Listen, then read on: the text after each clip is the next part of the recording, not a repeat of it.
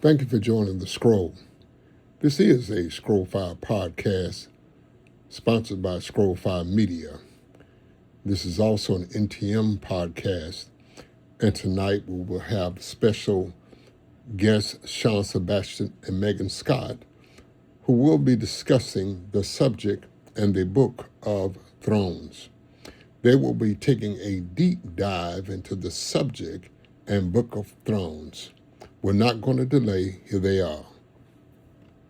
What if the chaos in your workplace, or the constant dysfunction in your local community, or even just the underlying tension in your own family, what if that isn't happening because the wrong people are in charge? Right. What if instead it's actually happening because you have left your own personal seat of government completely empty? It's a really provocative premise, isn't it? The idea that we aren't just victims of circumstance, but perhaps, we're absentee landlords of our own designated spheres of influence. Yeah, exactly. Welcome to today's deep dive. We are immersing ourselves in this fascinating, incredibly detailed 2025 document titled Thrones Governing from the Seat of Authority. Right, by Eliazar.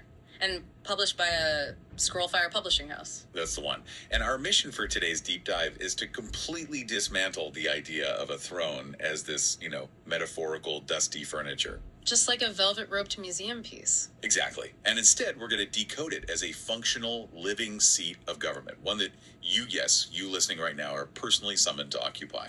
And it's so important to establish right up front that Eliazar doesn't present this as mere poetic imagery. No, not at all. He builds a literal theological framework for how influence, power, and, order operate in both the seen and unseen worlds. Okay, let's unpack this. Yeah. Because before we can talk about who actually sits on a throne, or how a listener might theoretically occupy one, we have to fundamentally redefine what Eliazar claims a throne actually is. Right, it's function over furniture. Yeah. According to this framework, from Genesis to Revelation, thrones are not just where a monarch takes a nap. They are the active machinery of a heavenly government. I love that phrase, active machinery. It captures the book's tone perfectly, because the text emphasizes that a throne is primarily a jurisdictional seat. Right. It's where government is administered. And to really anchor this, Eliazar quotes the theologian Derek Prince. He writes, the throne is not merely a seat. It is the embodiment of the authority of the one who sits upon it. So, in this model, the power isn't in the physical wood or the leather of the chair. The power is the legal right of jurisdiction that the seat represents. I mean, I look at it kind of like a modern courtroom. You walk in and you see a judge's bench.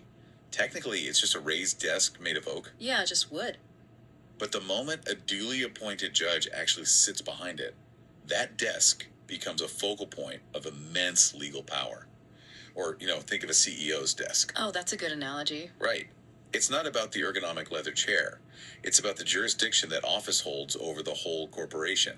If a random intern sneaks in and sits in the CEO's chair, they can't suddenly sign $1 million contracts. Exactly. Which raises this immediate pushing question for me.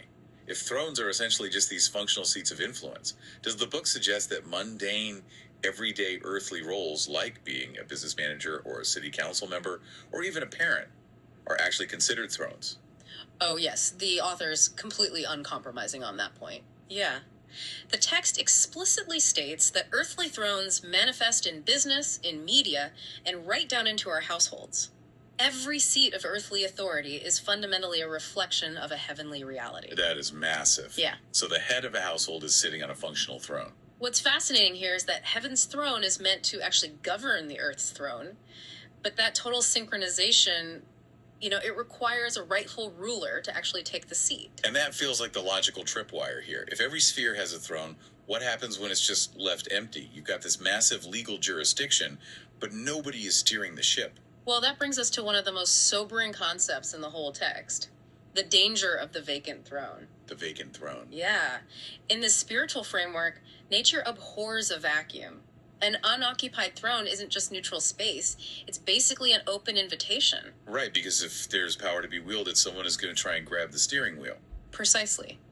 Eliazar quotes Watchman Nee here, and it's so sharp. He writes, Satan's thrones are thrones of usurpation. They hold power only where the rightful ruler has not yet taken his seat. Thrones of usurpation. That's a very specific legal term. It is. It implies these counterfeit rulers don't have original authority. They're squatters. Counterfeit thrones operate via legal loopholes, basically claiming dominion where the rightful heir is absent. Or distracted, or just completely ignorant that they even have a seat.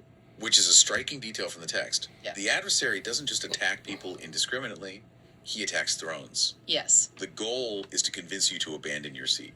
I was really marveling at Eliazar's point here, where he says, light doesn't negotiate with darkness, it simply replaces it. Exactly. You don't have to fight a squatter, you just have to sit down and occupy your jurisdiction. So for you listening to this deep dive right now, where in your own life, your workplace, your community, your family, is there a vacant seat of authority? Is there a space inviting chaos simply because you haven't stepped up to occupy it? It's a heavy question, but it does lead to a big logistical problem. Oh, for sure. Because it's dangerous to leave your throne vacant, yes, but how do you actually know which throne is yours to fill? You can't just claim any empty chair you see. Here's where it gets really interesting, because Eliazar introduces this concept of the scroll. Scroll, right. He argues that before time even began, thrones were tied to a scroll. It's this eternal blueprint of your specific identity and your exact jurisdiction. Yeah, he references Psalm 139 there. The idea that all your days were written in a book before one of them came to be. Right. You don't earn your throne by being the smartest person in the room. You align with the eternal record written about you. And this brings us to what I think is the core distinction of this entire deep dive, the vital difference between being seated in Christ and occupying your throne. Yes, let's break that down, because those sound similar, but they are very different in this book. They are. Being seated in Christ, drawing from Ephesians chapter 2, that is your positional identity. It's unearned. Totally unearned. It's given by grace. But your throne, on the other hand, is your jurisdictional assignment. It's a place of stewardship that requires active governance. Authority flows from identity. But if you only ever rest in your identity and never step into your assignment, you leave your throne vacant. So it's kind of like, if I govern outside my scroll, I'm committing spiritual trespassing. Like if I take on a massive leadership role just out of pure ambition, but it's not actually written in my scroll, does that mean heaven won't back me up? Exactly. Eliazar warns that when you step into assignments not written for you, you are sitting in someone else's seat. Wow. You separate identity and authority, and your authority just becomes presumption. You're fighting battles you weren't given the grace to fight. So what does this all mean? If I do the work, I find my scroll, and I sit in my actual assigned seat, what do I do next? Oh, this is where we move from religious striving to what Eliazar calls verdict enforcement. Verdict enforcement. I love that term. It's so powerful. From the throne, a decree is not just a hopeful prayer.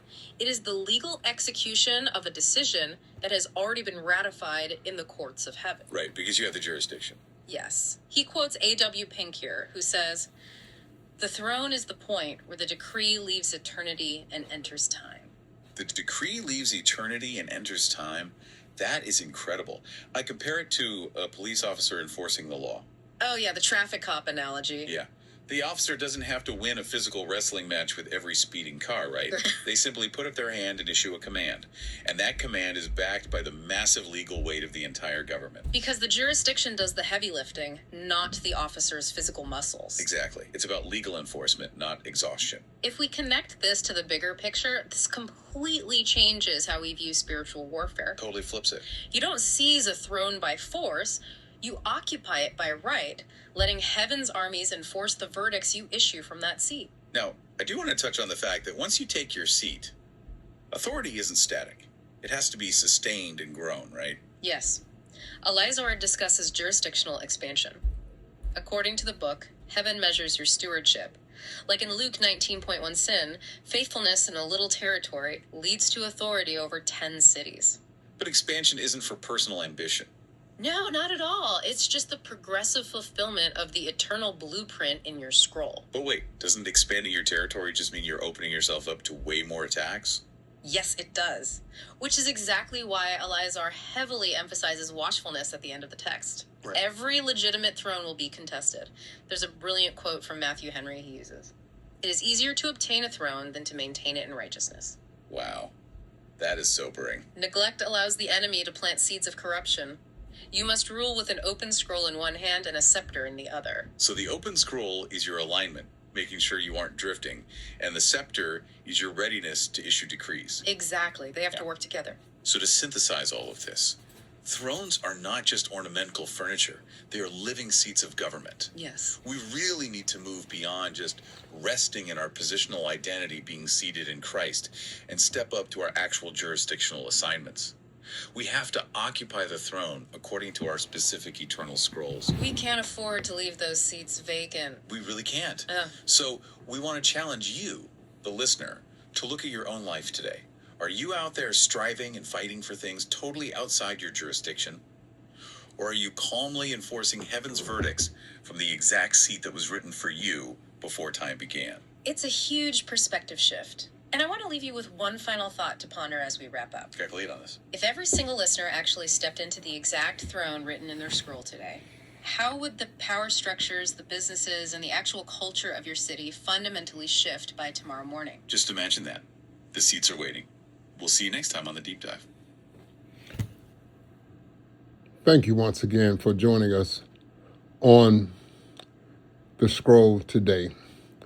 We appreciate Sean Sebastian, and Meagan Scott. I keep saying Sean Sebastian and Meagan Scott for taking us on this deep dive today into the subject and the book of Thrones. You can find this book on Kindle and Kindle Unlimited at Eliazar, Eliazar, Seraphim, Seraphim,